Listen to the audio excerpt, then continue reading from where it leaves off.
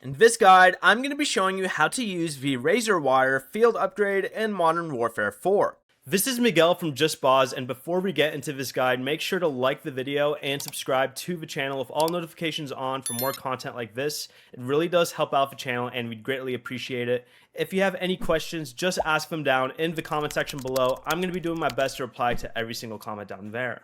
Razor Wire is available immediately through the Sniper default loadout during the beta.